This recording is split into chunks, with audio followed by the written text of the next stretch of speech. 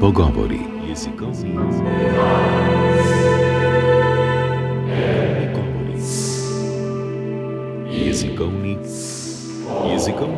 Jezikovni pogovori.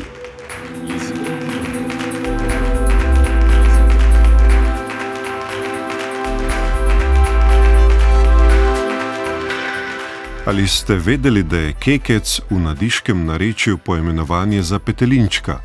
Ta kekec pa verjetno nima nobene zveze s filmskim junakom Kekcem. Zoonim kekec je tvorjenka iz nadiške besede keka in označuje srako, je razložila doktorica Metka Furlan, avtorica etimološkega slovarja slovenskih zoonimov, ki je nedavno izšel pri Inštitutu za slovenski jezik Frana Ramovša. Z doktorico Furlan smo se pogovarjali tudi o drugih zoonimih, kot so volk, opica, kokoš in goš.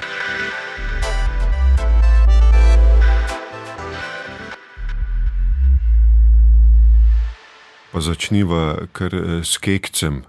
Prav začudil sem se, ko ste mi povedali, da je kekec pravzaprav petelin.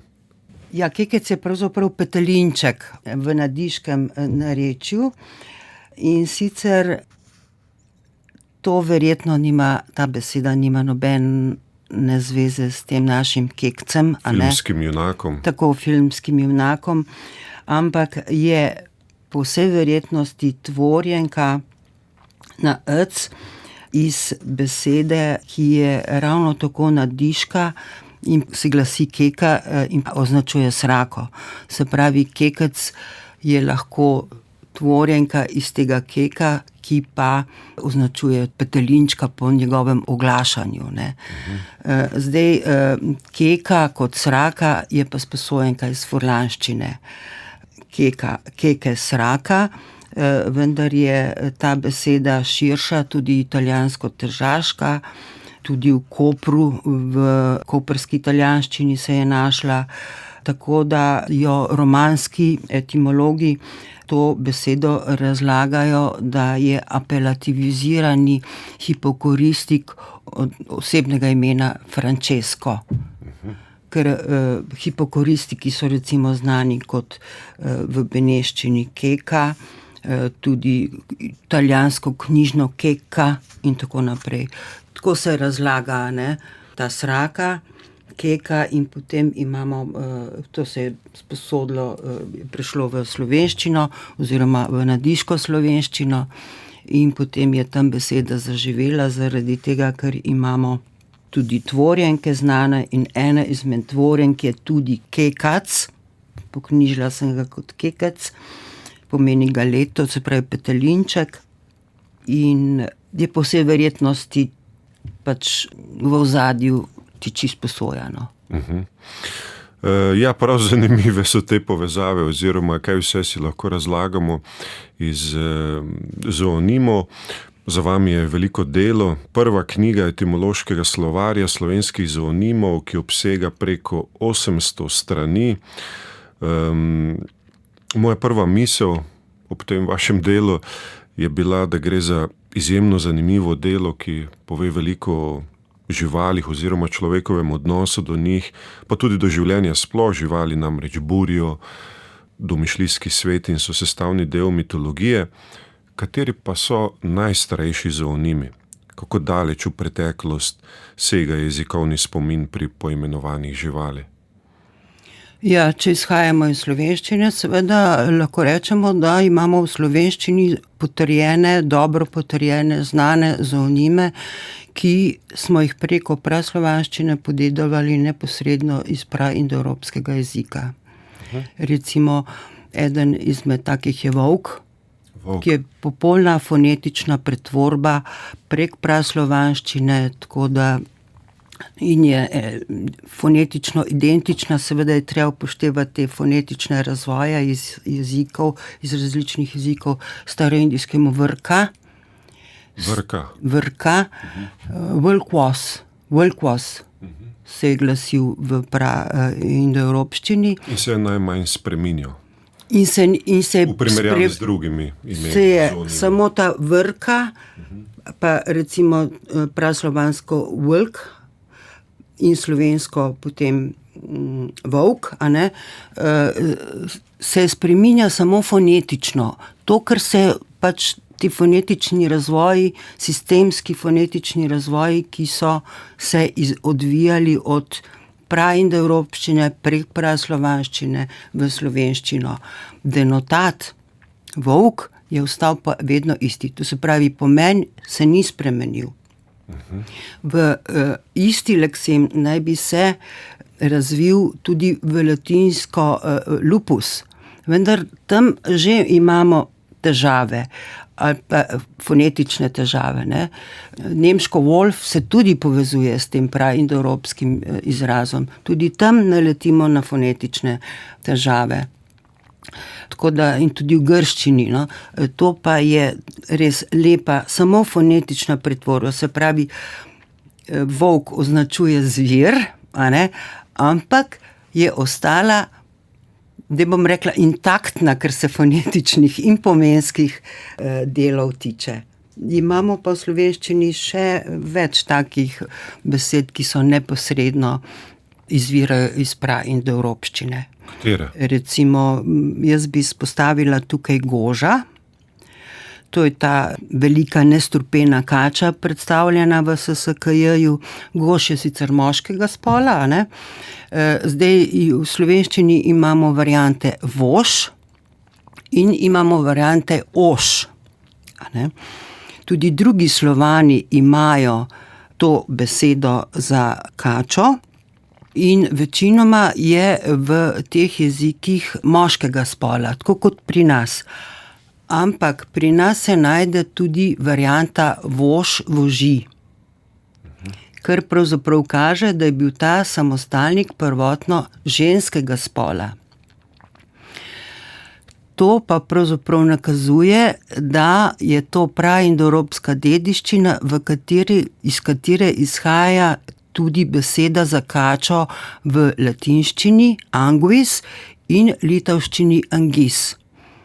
S tem, da je v praslovanščini se je to beseda glasila onž, onži, če je bila še ijovska, ne? Potem je dobila protezo vonž. To se je pa v nadaljevanju, se je pa v nekaterih besedah pred to protezo v urinil še en g, tako da smo imeli gvonž. Zato imamo v slovenščini ta g v vzglasju, ki je sekundaren. To se je samo naplastilo. Tale delček onž, oži, onži je pa pravzaprav stara povezava. Kaj pa medved? Ja, medved je pa praslovanski neologizem. V bistvu se ga razlaga, da je to tako kot tabuistični nadomestek oziroma eufemizem za staro praindoevropsko besedo, ki je označevala medveda in jo recimo še najdemo lepo v stari grščini arktos, v tem starem indoevropskem jeziku hetiččini kot hartaga, ravno tako pomeni še medveda. Nekoga, ki je med, ne? Ja, pač mi smo mu rekli, da je med, ne? Ampak medved ne je samo medu, ne? Ja, ne je samo medu, ampak v bistvu gre za olepšani izraz, olepšano oznako za medveda, ki je pač bil zvir. Ja, da ne bi in se ga človek bal. Ja, da ne bi slučajno s poimenovanjem dejansko priklicali, ne, to zver, tega se je človek bal, ko mu je nadel ime medved. Kakšno pa je bilo pred tem poimenovanje za medveda? Torej, poimenovanje, ki ni bilo tabuizirano.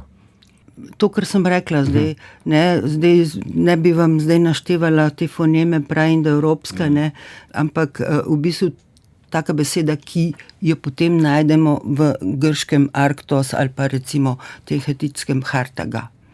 Rkša, recimo tudi v stari indiščini, a ne.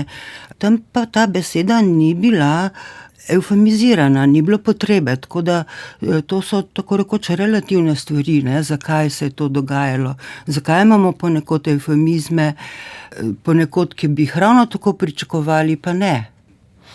Ugank je še veliko. Prej sva govorila o petelinu. Kaj pa kokoši? Kokoš je žival, ki je pogosta udomačena žival. Ja, beseda kokoš, kokoši je praslovanska beseda. Po svojem nastanku je pa tako rekoč leksikalizirana onomatopeja koko. Se pravi, tako so tudi nastajali zoonimi, iz onomatopej, da se je na izvorne onomatopeje pritaknil en sufiks in beseda je v ta način stopila v nevtralni leksikon. Zdaj, pri kokoši je zanimivo to, da je to kot ijevski samostalnik prvotno bil moškega in ženskega slovničnega spola. Zato imamo v nekaterih slovanskih jezikih potrjen pomen petelin. Da je kokoš Recimo, petelin. Kokoš, beseda kokoš pomeni petelin, označuje petelina, zdaj, ker je bil moškega spola. Beseda kokoš. Ja, to so ta značilna. Praslovanski ijevski samostalniki so bili velikokrat, ne vedno, obeh spolov, moškega in ženskega. No, ta je bil tak. Zdaj, v razvoju proti slovenščini se je pa ohranil kot apelativ samostalni kokoš, ki je samo ženskega spola, ženskega slovničnega spola.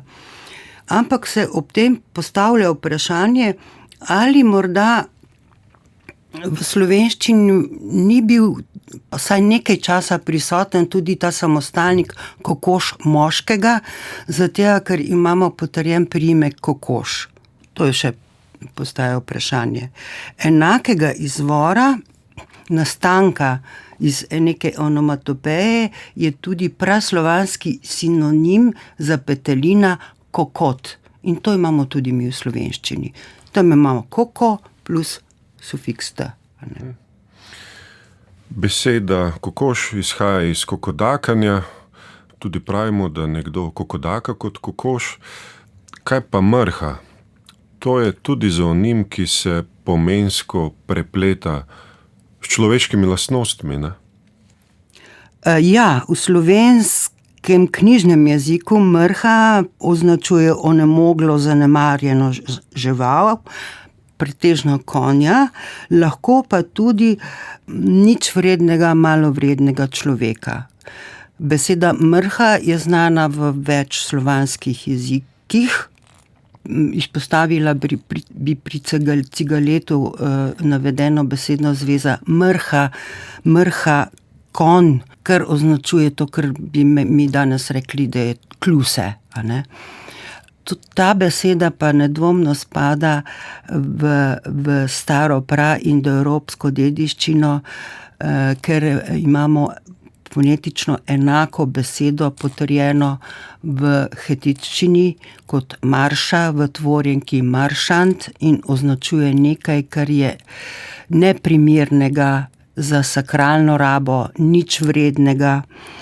Potem pa imamo znan še adverb v stari indiščini mrša, ki pa pomeni nepravi, nepristen, slab in tako naprej. Tako da tudi ta beseda spada v to plast, kot sem prej omenila, za goža. Ali pa za volka tudi, ne. Slovenski jezik seveda pozna veliko zoonimov, slovensko naravno okolje pa ne pozna toliko živali, kot je zoonimov. Kdo je oče slovenskih zoonimov? To je bil Fran Erjavec, nanj ste verjetno mislili. On je v 19. stoletju načrtno v slovenski jezik uvajal zoonimsko terminologijo. In s tem, ko je uvajal te termine, je uvedel tudi vrsto zoonimov za živali, ki jih Slovenci takrat nismo poznali. Albatros, aguti, mops. Pa opica, ne? Opico smo imeli pa že prej. Se nismo z njo srečali.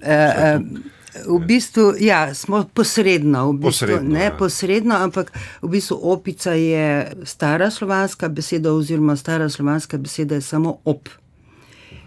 in je bila sposojena iz germanskih jezikov. V slovenščini smo ji pa pravzaprav dodali ta feminativ ni sufiks ica. To je stara beseda.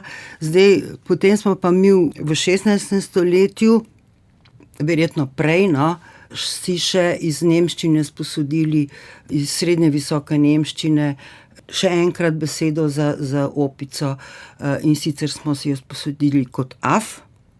V bistvu smo jo prevedli v ženski slovnični spol in smo ji dodali feminativni sufiks inja. In tako je ta beseda afna, tako kot jo danes poznamo, zabeležena v 16. stoletju, afinja. In tudi veliko afen natipkamo, ko nekomu pišemo. Ja, to je pa zdaj že v elektronskem naslovu. Ja. Že je razvoj. Kateri pa so najnovejši zoonimi? V bistvu to bi vam težko rekla, kateri so najnovejši. Jaz sem ekscerpirala, kar se tiče slovenskega knjižnega jezika SSKJ, zelo malo sem uporabila oziroma opazila, da bi imel SSKJ 2 kakšen novi pomen, kakšen nov zoonim.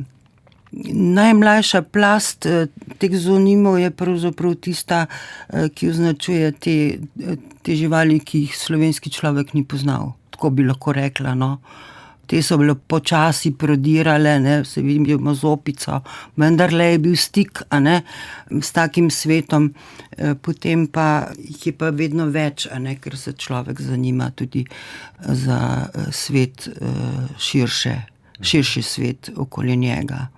In to je pač pravzaprav to naredil zelo veliko Frana Erjavec. Nisva se dotaknila še vodnih živali, na kateri zoonim bi upozorili iz vodnega sveta? Potem bi izbrala ciplja, ki je pravzaprav tudi upodobljen na platnici. Sicer je velik, zaradi tega, ker je knjiga debela, ciplji niso navadno tako veliki, ampak bi pa izpostavila ciplja zato, ker je to v slovenščini beseda, ki je bila sposojena in jo je najprej uvedel Fran Erjavec. Pri njem se najde še zapisano kot cipelj. Potem so ugotovili, da bi bilo treba tole drugače poknjižiti in se pojavi zapisana kot cipalj, in šele kasneje so ugotovili, da če je pa to hrvaška sposojenka, moramo pa tisti zamenjati s polglasnikom in od takrat imamo cipelj, ciplja, tako kot je v SSKJ-ju. Ta ihtionim je v slovenščino pozno izposojen. Izhodišče tega hrvaškega zoonima je preko romanskih jezikov pa grški ihtionim, ribje občno ime kefalos. Ta kefalos je bil sposojen najprej v latinščino in tukaj se glasi kefalos, v nadaljnjem razvoju pa beseda da na beneškem področju čevolo in tudi ševolo z rahlimi korenskimi spremembami v vokalu, v korenskem vokalu. To smo pa potem v slovenščino na tem primorskem območju sprijeli kot ševol in čevol. Ta čevol je bil pa očitno prej sposojen kot ševol, zaradi tega, ker je bil podvržen redukciji in je iz njega nastalo čevelj, in potem je bil poknjižen zaradi te redukcije v čevelj, in na ta način imamo v bistvu homonim, enakozvočnico s čevljem. Ampak S to ribo nima nobene zveze. Ja, z ribo nima nobene zveze. Nikakor nobene zveze. Ta cipelj, v grščini se ga izvaja iz kefale, ki je glava, ki pomeni glava. Ampak kot se ugotavlja, za ciplje ni značilna izstopajoča glava, da počem po kakšni značilnosti ali pa da bi imel veliko glavo in tako naprej. Nekateri jezikoslovci v to dvomijo, ne pa vsi. In zakaj ste si ga izbrali ravno za platnico, da je na platnici ravno cipelja? To je pa čisto naključje. Ko smo se pogovarjali, sem rekla, ja, če ne more biti to, morda pa lahko kakšen cipelj, samo tako. Ni nobenega, je pa to morska riba, ne? Ampak Mimo grede, ne, ciplju rečemo tudi morski lipan, a ne? To so ti neologizmi, ki so bili v slovenščino uvedeni pri oznakah teh morskih rib, ker te terminologije nismo imeli, ne. vsekakor zanimiva izbira za platnico. Doktorica Metka Furlan, najlepša hvala za ta pogovor. Prosim. Gostja oddaje je bila avtorica prve knjige etimološkega slovarja slovenskih zoonimov. Pogovor sem pripravil Aleksandr Čobec. Srečno!